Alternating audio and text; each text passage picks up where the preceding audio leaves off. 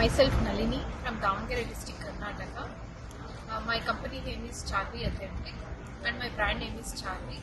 We are the manufacturers of cold pressed oils. Previously, I'm having the one machinery, and with that, I used to produce only two varieties of oils. But after the PMFM scheme, we purchased two more machineries, and we added up the solar power to run the machineries to make it cost effective.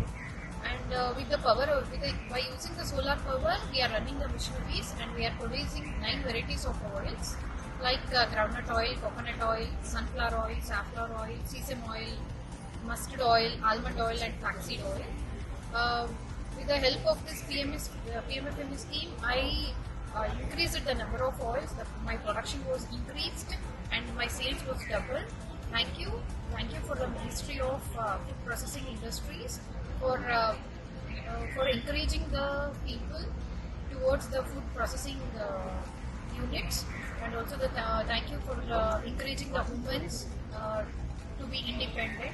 Thank you for the Ministry of Food Processing Industry and also the Government of India for giving me this opportunity. Thank you.